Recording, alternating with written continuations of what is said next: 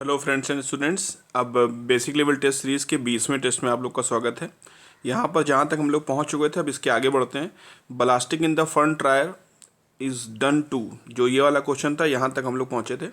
Front tyre में जो blasting होती है वो क्यों करते हैं, तो इसको हम लोग इसलिए करते हैं। देखिए एक मिनट, इसको क्लियर ऑल कर दें ताकि ये बार बार ऊपर मैसेज के रूप में ना देखें। ठीक, blasting in the front tyre is done to, ये हम लोग स्टेबिलिटी को बढ़ाने के लिए करते हैं। तो ऑप्शन नंबर सी यहाँ पर सही होगा। ब्लास्टिंग जो होता है, जो को मैंने ऊपर बताया हुआ है कि ब्लास्टिंग जो है वाटर, ऑयल और कैल्शियम क्लोराइड तीनों से करी जा सकती है। ब्लास्टिंग मतलब ट्रैक्टर में एक पर्टिकुलर प्रकार का लिक्विड भर देते हैं, जिससे ट्रैक्टर का वेट जो होता है वो बढ़ जाता है और सेंटर ऑफ ग्रेविटी जो होती है वो ग्राउंड के नज़दीक आ जाती है।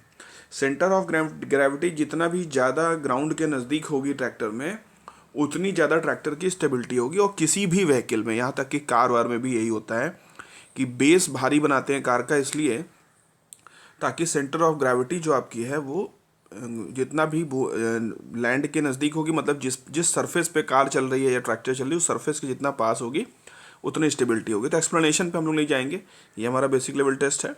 एडवांस लेवल टेस्ट सीरीज़ और हमारे 3000 ऑब्जेक्टिव वाले क्वेश्चंस वाले सीरीज़ में हम लोग नेसेसरी एक्सप्लेनेशंस भी कर रहे हैं। तो blasting in the rear tyre of the tractor is done to, जो ब्लास्टिंग होती है जो रियर टायर्स में, जो फ्रंट टायर में तो स्टेबिलिटी बढ़ाने के लिए करते हैं, रियर टायर में जो ब्लास्टिंग करते हैं वो किसके लिए करते हैं, तो इसका ऑप्शन होगा ये ट्रैक्शन को बढ़ाने के लिए। क्योंकि आपको पता है कि जो रियर टायर, जो पिछले वाले पहिए होते हैं, उनकी वजह से ही ट्रैक्शन होता है। Inflation pressure of the rear tyre, ये बहुत पूछा जाता है। इन्फ्लेशन प्रेशर कितना होता है रियर टायर का, ये होता है 0.8 से 1.2 kg पर सेंटीमीटर स्क्वायर।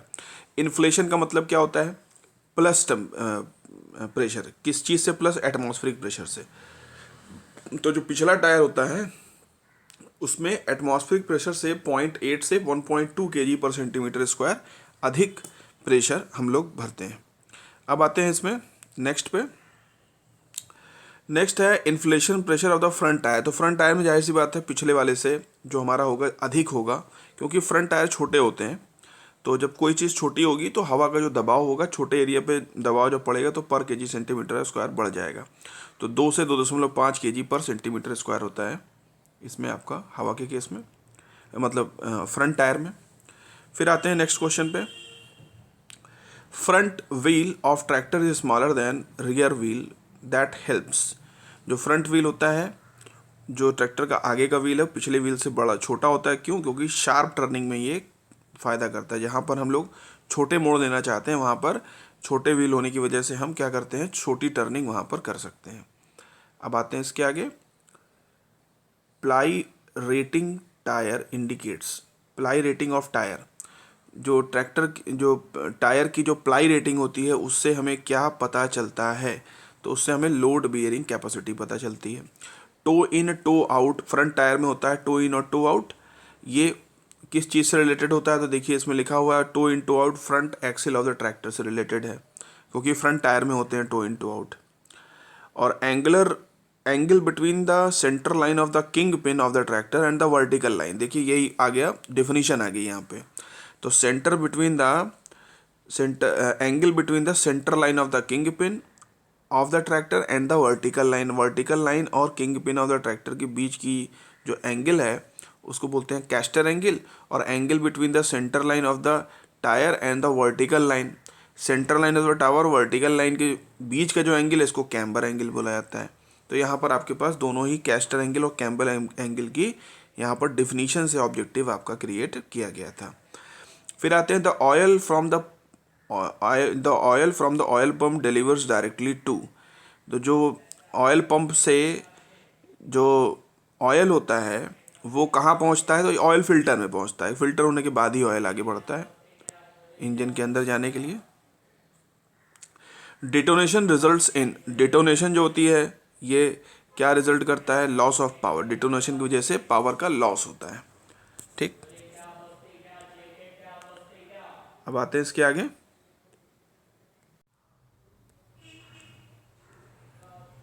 ये बेसिक लेवल टेस्ट की लास्ट शीट है। Negative plate of lead acid battery is made of. जो नेगेटिव प्लेट होती है लेड एसिड बैटरी की, वो किस चीज़ की बनी होती है, तो वो होती है लेड की बनी हुई, क्योंकि लेड एसिड बैटरी है तो लेड की बनी हुई है। In a alternator of magnetic field is produced in the, alternator में मैग्नेटिक फील्ड जो प्रोड्यूस होता है वो किस में प्रोड्यूस होता है, किस चीज़ के अंदर? तो अल्टरनेटर के अंदर रोटर लगा होता है, उसी के अंदर आपका ये मैग्नेटिक फील्ड प्रोड्यूस होता है। तो ऑप्शन नंबर डी यहाँ पर सही होगा। The number of winding in the stator of alternator, stator के अल्टरनेटर में कितनी वाइंडिंग्स होती हैं? तो 3 वाइंडिंग्स इसके अंदर होती है, ठीक है, इंटरमीडिएट, प्राइमरी एंड सेकेंडरी। अब आते हैं अगले क्वेश्चन पे। The output of alternator is controlled by, alternator का आउटपुट होता है किसके द्वारा कंट्रोल किया जाता है? तो वोल्टेज रेगुलेटर से कैलकुलेट इसको नहीं, वोल्टेज से नहीं करते इसको, करंट रेगुलेटर से किया जाता है। ऑप्शन नंबर ए सही होगा। Output of the alternator is controlled by current regulator. फिर आते हैं नेक्स्ट पे, द रेशियो, नेक्स्ट क्वेश्चन है the ratio of output power to input power of a traction device is called, ये tractive efficiency कहलाती है, ठीक है, सीधा डेफिनेशन है ट्रैक्टिव इफिशियंसी का। Output power to input power of the traction is known as tractive efficiency. फिर आते हैं नेक्स्ट पे,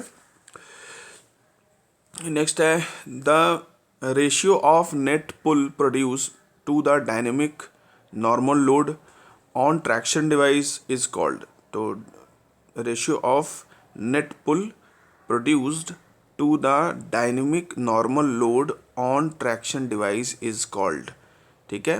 ट्रैक्शन डिवाइस पर dynamic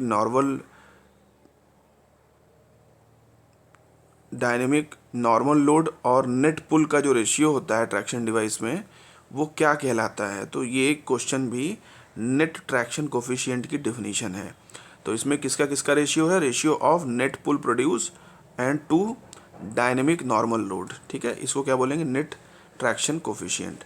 4WD tractor power occurs in, तो 4WD tractors power occurs in, ये होगा इसका option number both front wheel, both rear wheel, on the front and one rear wheel, ठीक है। तो इसमें होगा 4WD tractors power occurs in, ये होगा चौथों में, ठीक है। 4 में 4WD का मतलब हो गया 4 व्हील ड्राइव बोलते हैं इसको, 4 व्हील ड्राइव। अक्सर आपने कैसे आपको बताया जाए, कुछ 4 व्हीलर्स ऐसी होती है जिसपे आपने 4x4 लिखा हुआ देखा होगा। तो 4x4 का मतलब होता है कि जो इंजन, जो व्हीकल के जो चारों पहिए हैं उन पर पावर जा सकती है। तो 4WD का मतलब हुआ 4 व्हील ड्राइव ट्रैक्टर। तो यहाँ पर एक्चुअली एग्जामिनर यही जानना ही चाह रहा होगा कि WD का मतलब आप जानते हैं कि नहीं। अगर 4 व्हील ड्राइव है मतलब चारों व्हील जो हैं वो इंजन से पावर ले सकते हैं, तो और ऑल 4 व्हील इसमें आंसर होता है इसका। अब आते हैं इसके आगे,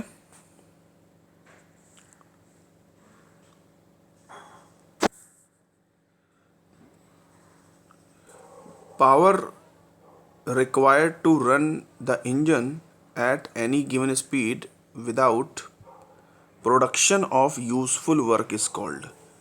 विदाउट प्रोडक्शन ऑफ यूजफुल, इसमें यही खास चीज़ है। इसमें लाइन में सबसे खास क्या है? Power required to run the engine at given speed without production of useful work. Useful work की प्रोडक्शन हम लोग नहीं कर रहे हैं, उस केस में क्या है? इसको क्या बोलेंगे? Option number D, friction power. Power required to run an engine at given speed without production of useful work, ठीक है, इसको बोलेंगे फ्रिक्शन पावर, ठीक है। अब उसके बाद देखिए, brake horse power of an engine is measured by, तो ब्रेक पावर क्या होती है? फ्रिक्शन पावर को इंडिकेटेड पावर से घटा देते हैं तो ब्रेक पावर मिलती है। तो brake power of an engine can be measured by, तो ब्रेक पावर जो होती है कैसे मेजर किया जाता है? तो ब्रेक डायनोमोमीटर से मेजरमेंट करते हैं। अब आते हैं, revolution of an engine is measured by, engine का जो रेवोल्यूशन होता है उसके द्वारा निकाला जाता है टैकोमीटर से निकालते हैं। और ड्राबार पुल इज मेजर्ड बाई, ड्राबार पुल किसके द्वारा निकालते हैं? तो ये आपका होता है, इसका होगा हाइड्रोलिक डायनोमोमीटर से ड्राबार पुल निकाला जाता है। Useful life of the stationary engine, stationary engine की यूजफुल लाइफ होती है 10 साल की। Option number B is the right answer. Drawbar pull is measured by hydraulic dynamometer. फिर revolution of an engine speed is measured by tachometer. ठीक है, यहाँ पे आपका ये बेसिक लेवल टेस्ट का 20 नंबर टेस्ट खत्म होता है।